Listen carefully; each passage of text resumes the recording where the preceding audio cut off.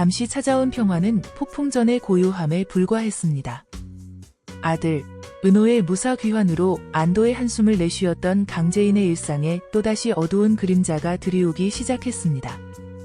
남편 황기찬의 불륜, 그리고 그 상대가 자신의 오랜 친구 강세리라는 사실은 아직 밝혀지지 않았지만 진실은 서서히 그 모습을 드러내려 하고 있었습니다.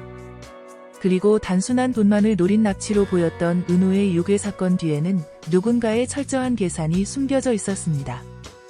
기찬의 노트북에서 발견된 이중계약서, 마침내 잡힌 유괴범, 그리고 계속되는 기찬과 세리의 미래. 이 모든 것은 언젠가 폭발할 시한폭탄과도 같았습니다. 강재인의 완벽했던 삶은 하나씩 균열이 생기며 무너져 가고 있었습니다.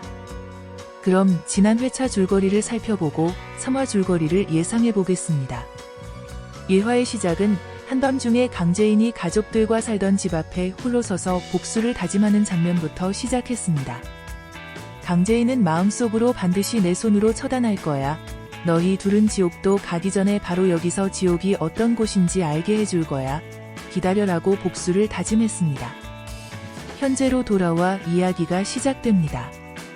L그룹 회장의 딸인 강재인과 그녀의 남편 황기찬은 겉으로 보기에 행복한 부부였습니다. 재인은 매일 아침 일찍 일어나 남편의 출근 준비를 세심하게 챙겼고 기찬은 그런 아내의 정성에 고마워했습니다. 하지만 재인의 어머니 최자영은 별 볼 일 없는 집안 출신인 사위 기찬을 마음에 들어하지 않았고 그런 사위에게 헌신하는 딸이 못마땅했습니다.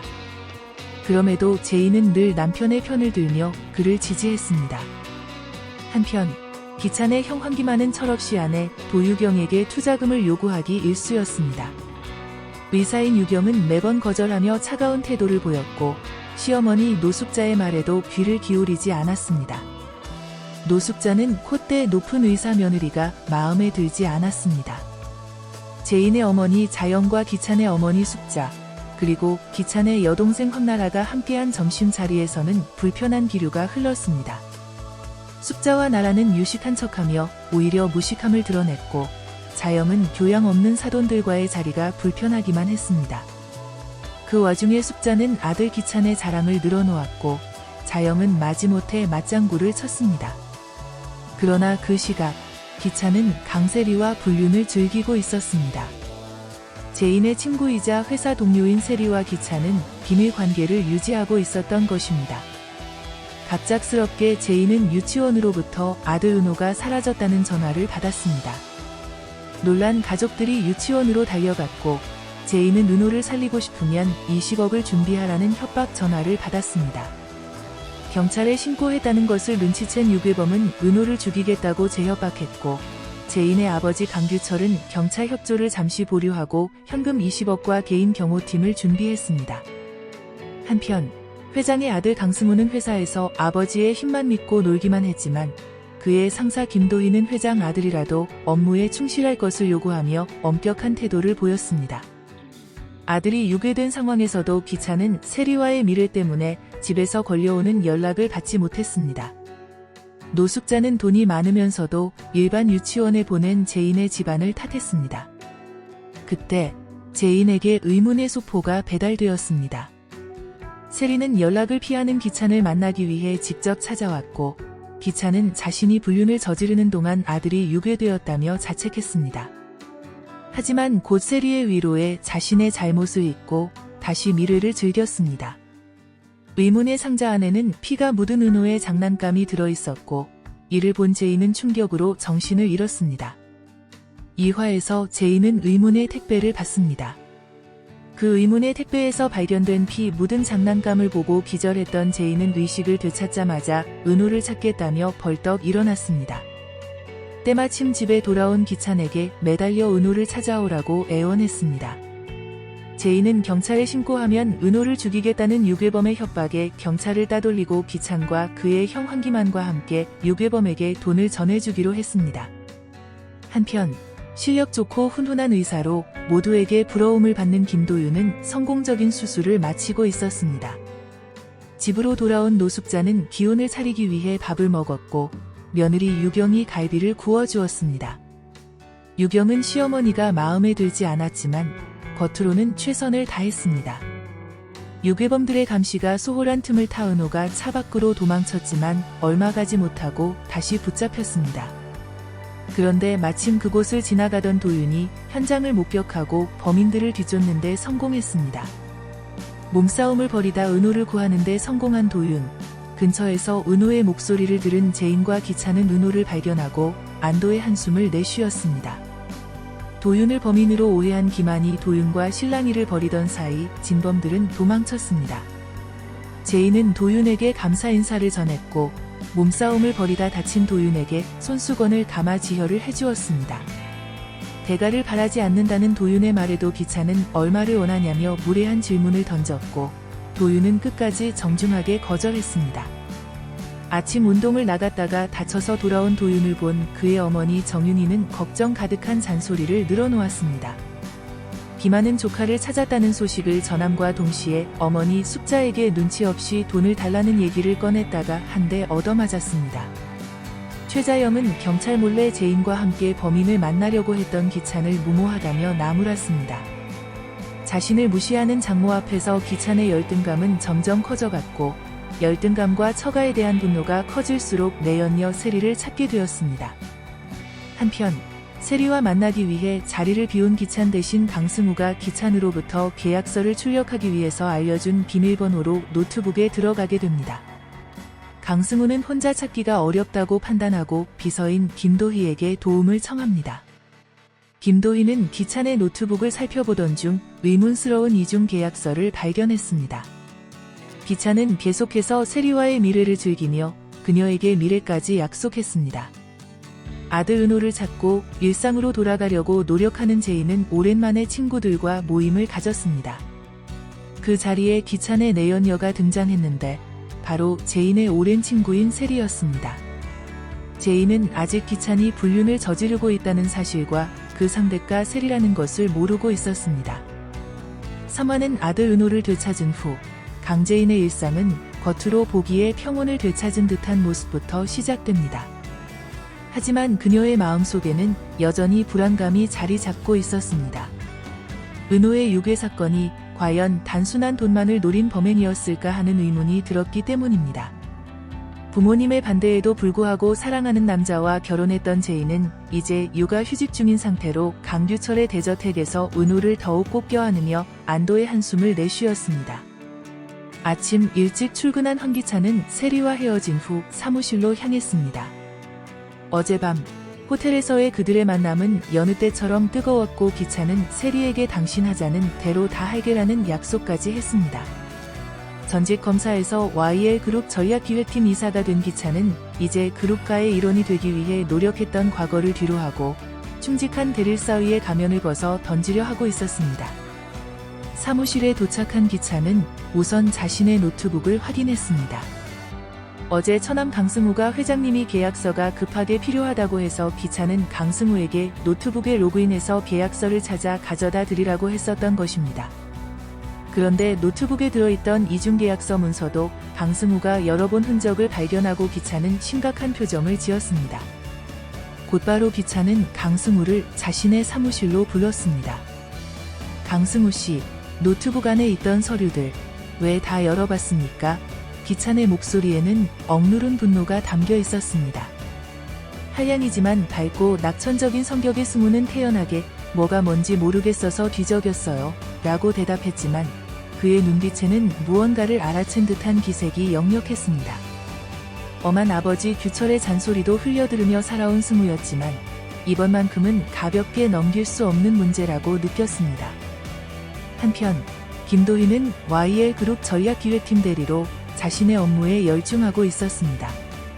아닌 건 아니라고 말하는 용기와 강단을 지닌 씩씩한 싱글맘인 도희는 회사에서 한량 도련님 강승우를 교육하느라 바쁜 나날을 보내고 있었습니다. 오전에 강승우가 기찬의 노트북에서 계약서를 찾기 어렵다고 도와달라고 해서 기찬의 노트북에서 계약서를 찾는 일을 도왔던 것입니다. 그 과정에서 도희는 우연히 이중계약서 파일이 있다는 것을 알게 되었습니다.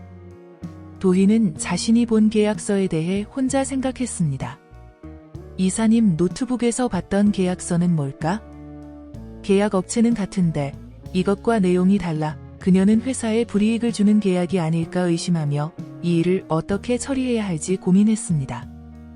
회사 내부 비리를 발견한 그녀는 골치 아픈 사건에 휘말리게 될 것을 직감했습니다. 점심시간, 도희는 강승우를 만나 조심스럽게 물었습니다. 승우 씨, 어제 봤던 계약서. 혹시 회장님께 보여드렸어요? 승우는 머뭇거리며 아직 시간이 없어서요. 근데 도희 씨도 그 계약서가 이상하다고 생각해요? 라고 물었습니다. 두 사람은 서로의 눈빛을 통해 비밀 동맹을 맺는 듯 했습니다. 오후, 기차는 경찰로부터 전화를 받았습니다. 유괴범이 잡혔다는 소식이었습니다. 기차는 표정 관리를 하며 감사합니다. 바로 가족들에게 알리겠습니다. 라고 말했습니다. 그는 즉시 회사 일을 마무리하고 강규철의 저택으로 향했습니다. 집에 도착한 기차는 거실에서 은호와 놀고 있던 제인에게 다가가 이 사실을 전했습니다. 경찰에서 연락이 왔어. 유괴범을 잡았대. 밝고 정의감 넘치는 성격의 제인은 안도의 한숨을 내쉬면서도 불안한 표정을 지었습니다. 우리 주변에서 계속 지켜봤다는 거잖아. 아니면 공범이 있을지도 몰라. 제인의 직감은 예리했습니다. 그녀는 단순한 돈만을 노린 유괴가 아니라는 느낌을 지울 수 없었습니다. 저녁 식사 시간, 강규철의 대저택 식당에서 가족들은 은호가 무사히 돌아온 것을 축하하며 함께 식사를 했습니다. 미술관 관장인 최자영은 손자 은호를 무릎에 앉히고 애정을 듬뿍 표현했습니다. 자영에게 제인은 전부였고 그런 딸의 아들인 은호는 더욱 소중했습니다. 신중한 성격의 강규철은 손자의 머리를 쓰다듬으며 안도의 미소를 지었습니다. 그의 표현은 부족했지만 가족을 향한 사랑은 진심이었습니다. 강승우도 평소보다 진지한 표정으로 식사에 임했습니다. 하지만 식탁 위의 화기애애한 분위기와 달리 각자의 마음속에는 복잡한 감정이 교차하고 있었습니다. 식사가 끝난 후 제인은 아버지 강규철과 서재에서 단둘이 이야기를 나눴습니다. 아빠, 경찰이 유괴범을 잡았대요. 하지만 저는 왠지 이 사건이 단순한 유괴가 아닌 것 같은 느낌이 들어요. 제인의 말에 경영인으로서 타고난 사업 수완과 정직함을 갖춘 강규철은 심각한 표정을 지었습니다. 나도 그 생각을 했다. 왜 하필 우리 은호였을까? 회사 일과 관련이 있을지도 모르지. 두 사람이 대화를 나누는 동안 기차는 급한 회사 일을 핑계로 저택을 나섰습니다. 그는 차 안에서 강세리에게 연락했습니다. 잠시 만날 수 있어. 그의 목소리에는 초조함이 묻어났습니다. 세리는 기다렸다는 듯이 어디서 만날까? 라고 대답했습니다. 호텔에서 기차는 다시 세리를 만나고 있었습니다. 제인의 고교 동창이자 YL 그룹 디자이너인 세리는 항상 제인의 모든 것이 부러웠습니다. 제인이 가진 배경, 제인의 집, 제인의 회사와 남편까지도. 둘의 대화 중에 기찬이 말했습니다. 당신 하자는 대로 다 할게. 세리는 만족스러운 미소를 지으며 기찬의 손을 꼭 잡았습니다. 정말? 그럼 나와 함께 새 출발을 할 수 있는 거야? 기찬은 망설임 없이 고개를 끄덕였습니다. 세리는 기찬의 어깨에 기대며 속삭였습니다. 처가의 영향력에서 벗어나 당신만의 회사를 세우는 거야? 우리 계획대로만 하면 돼. 제인을 향한 욕망과 질투심에 사로잡힌 세리의 눈빛에는 승리감이 서려 있었습니다. 기찬은 세리의 말에 동의하면서도 자신이 이중계약서 문제로 위험에 처할 수 있음을 직감했습니다. 다음 날 아침, YL 그룹에서는 김도희가 심각한 표정으로 사무실에 앉아 있었습니다. 도희는 어제 발견한 이중계약서의 내용을 더 자세히 살펴보고 있었습니다. 그녀의 오빠이자 한국대병원 외과의인 김도윤에게 전화를 걸었습니다. 오빠, 회사에서 이상한 걸 발견했어. 조언이 필요해. 의대 수석을 놓친 적 없는 우수한 실력에 출중한 외모까지 겸비한 도윤은 동생의 말에 진지하게 귀를 기울였습니다. 어떤 내용인데? 조심해, 도희야. 회사 내부 문제는 복잡할 수 있어. 도희는 한숨을 내쉬며 알아. 하지만 이건 단순한 실수가 아니라 의도적인 것 같아. 나중에 자세히 얘기할게 라고 말했습니다. 도윤에게 늘 연애보다 가족이 먼저였고 혼자 딸을 키우느라 고생하는 여동생 도희를 걱정했습니다. 우연히 이 전화통화를 엿듣게 된 기찬은 도희가 뭔가를 알고 있다는 의심을 가지고 됩니다.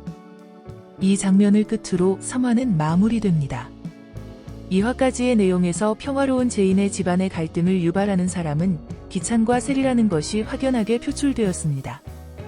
앞으로 이 두 사람의 음모로 제인에게 큰 시련과 아픔들이 찾아올 것으로 예상되네요. 그럼 3화 본방에서 함께 확인해 보겠습니다.